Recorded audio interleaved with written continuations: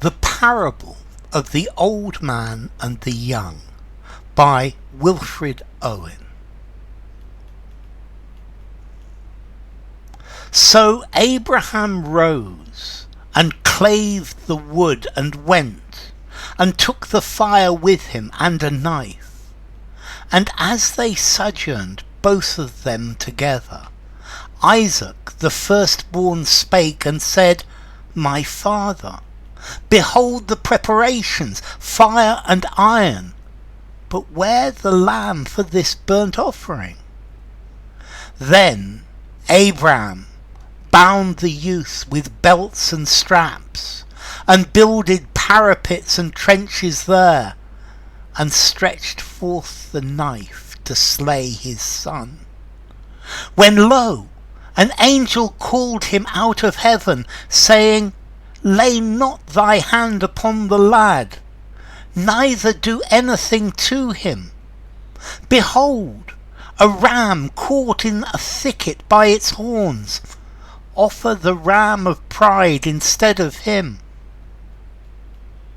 But the old man would not so, but slew his son and half the seed of Europe, one by one. Okay, this is a poem by Wilfred Owen. Let's see, Wilfred Owen was born in Shropshire, and he grew up in Birkenhead on Merseyside and in Shrewsbury as well. Let's see, he joined up in 1915, so he didn't do it immediately. The war started, and later on he was suffering from shell shock, and he was sent to a military hospital in Edinburgh, where he actually met Siegfried Sassoon, and that changed his life, because Sassoon then acted as his mentor and was his friend as well, and Owen's poetry started to be published. Now, this poem is The Parable of the Old Man and the Young by Wilfred Owen. So notice firstly in the title, this is a parable, and a parable is a story from which we are supposed to learn something. A parable is something to teach a lesson. It's a story which has a moral. And this story it goes along the same lines as the story of Abraham and Isaac from the Bible. Notice this story of Abraham and Isaac. This story exists in the Bible, it exists in the Torah, and it exists in the Quran as well. Although I think most Muslims say that it's Ishmael instead of Isaac, but the story is the same story. Anyway, the biblical story says that God says to Abraham that he's got to sacrifice his son Isaac to God, to show his love of God, to show his respect for his God, and he's got to do it in a specific place. So Abraham takes his son there, and he's getting ready to sacrifice his son, and suddenly an angel appears, and an angel says, Hey, wait, no, don't do it, don't hurt him, don't kill him. Look over there, there's a ram. A ram is a male sheep. There's a ram over there, and it's stuck by its horns in the brambles, in the thorns. Take that lamb and sacrifice that lamb instead of Isaac. And so Abraham takes the lamb, takes the ram, and he sacrifices the ram. Here in this, it's the ram of pride, which I really like. And this story is a very old story. Story is found in Genesis, so it's one of these very old stories. And the idea of this story was to teach people not to sacrifice children to their gods. The sacrifice of children to their gods was unacceptable, and you couldn't it wasn't right to sacrifice a child to God, and to use a ram or a sheep instead was a much better option. Now, what's clever about this poem is that it changes the story, and this parable is about it draws a parallel between the story of Abraham and Isaac and the First World War, and how because in this story Abraham refuses to use the ram, to sacrifice the ram of pride, and instead kills his son.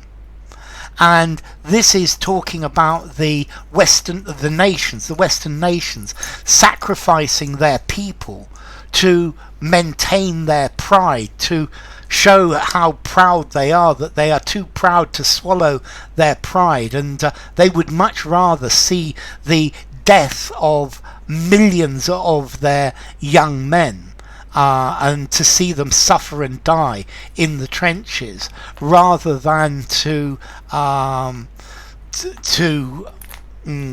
climb down to say, okay, let's stop the killing, than to find a way to stop the killing. And this whole poem is a metaphor for this. It's a parable saying that man still has not learnt the parable or the story of Abraham and Isaac from the Bible, even though this story is thousands of years old. It's a couple of thousand years old, and that man in the First World War, and man continues to slaughter the innocents, to slaughter innocent people, rather than swallow their pride and find a reasonable negotiated solution. And this poem is saying that you shouldn't sacrifice your children, but nations are still doing it. So Abraham rose and clave the wood and went, and took the fire with him and a knife. So Abraham, he got up. He'd obviously had this dream from God that he had to sacrifice his son Isaac. So he cleaved, he cut the wood, and he went. And he took fire with him, and he took a knife. So the fire is part of the ceremony, the burnt offering. And he takes a knife with which to kill Isaac. And Isaac goes with him. And as they sojourned, both of them together, Isaac, the firstborn, spake and said, "My father?" So, and they're both going along on the way. They're going to the place. They're spending time together. And Isaac, the firstborn child of Abraham, he spoke to him and said, "My father, behold the preparations. Look, the preparations. We've got the fire. We've got the iron, but where is the lamb for this burnt offering? Where is the victim, the lamb that's going to be destroyed, that's going to be killed to make this burnt offering?" But little does Isaac know that he's actually the sacrificial lamb. He's going to be the sacrifice. Then Abraham bound the youth with belts and straps, and builded parapets and trenches there, and stretched forth the knife to slay his son. So then Abraham tied the young man with belts and straps. So the belts and straps, these are talking about the belts and the straps of the uniforms. These are talking about the uniforms of the young men who are going to die, who are being sent to their deaths in the trenches. And he builded parapets and trenches, and they built parapets and trenches. They built the infrastructure for this war, so that they were ready to start killing each other. And stretched forth the knife to slay, to kill his son. So Abraham, he ties up his son, and he's with the knife, and he's stretching his hand, and he's going to slay, he's going to kill his son. When lo, look, okay, this is an interruption in the middle. When lo, an angel called him out of heaven, saying, lay not thy hand upon the lad, neither do anything to him. So an angel appears from heaven and says, wait, stop. Don't lay a hand on the young man. Don't kill him. Don't do anything to him. Don't hurt him at all. Yeah, don't kill him. Stop. Behold, look. There is a ram, a male sheep, that is caught in a thicket by its horns. So there's a ram that's caught in the bushes. It's caught in the undergrowth. It's got its horns stuck.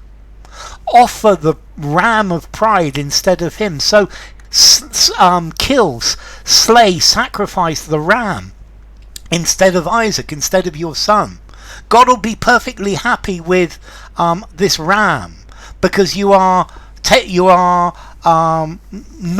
not being proud. You are reducing the level of the sacrifice, but you don't need to be proud in this way. Take this ram and sacrifice the ram instead. But and then we've got this gap, and then this is the volta. This is the bit that doesn't follow the original story. But the old man would not so, but slew his son, and half the seed of Europe one by one.